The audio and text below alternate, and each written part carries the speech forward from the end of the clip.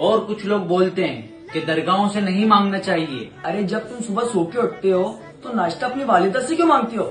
سوچا کرو نا ڈائریکٹ آ جائے.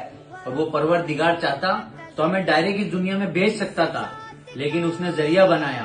پہلے ہمیں ماں کے کوکھ میں بھیجا اور پھر اس دنیا میں لایا. اور اللہ کا قرآن میں فرمان ہے کہ اے مومنو مجھ سے ڈرو اور میری طرف وسیلہ ڈھونڈو.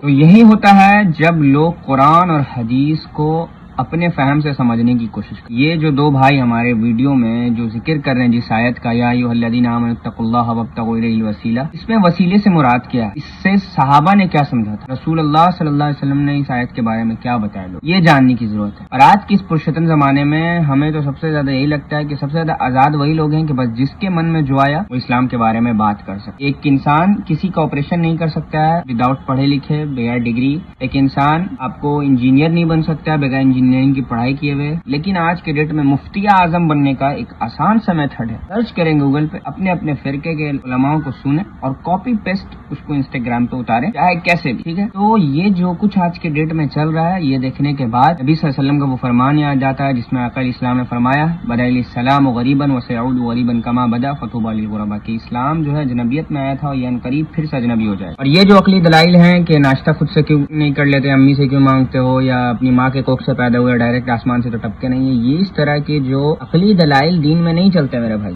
دین عقل سے نہیں ہے، صحابہ سلف صالحین کے فہم سے ہے. آپ اس سے ہی دین کو سمجھیے اور سمجھائیے. آپ یہ کہیے گا کہ ٹی شرٹ پہننا بدعت ہے، ٹھیک ہے، گھڑی پہننا بدعت، تو یہ صرف اور صرف فضول کی باتیں ہیں. یہ وہی ہوتا ہے جس کو محاورتن کہا جاتا ہے، ناچ نہ آوے آنگن ٹیڑھا. That's it. یہ صرف میں محاورے کے لیے یوز کر رہا ہوں سمجھانے کے لیے. یہ وہی حال ہے کہ جب بات اپنی نہیں ثابت ہو تو کچھ بھی بول دینا. اس طرح سے دیکھنا نہیں جاتا ہے. دین کے اندر سلف صالحین کے فہم کو پکڑیے، رسول اللہ صلی اللہ علیہ وسلم کے اقوال کو پکڑیے. ٹھیک ہے، اپنی عقلی دلائل اس میں مت لگے کہ ناشتہ اما سے لے رہے ہیں اور اما کے کوکھ سے پیدا ہو رہے ہیں، یہ سب فالتو فضول کا مثال ہے. یہ اس چیز کے لیے اس آیت پہ فٹ ہی نہیں ہو رہی ہے بات جو آپ کر رہے ہو. اللہ تعالیٰ ایسے لوگوں کو ہدایت، خود بھی گمراہ ہوتے ہیں اور لوگوں کو بھی گمراہ کرتے ہیں. اللہم انی اسألک علما نافعا ورزقا طیبا وعملا متقبلا.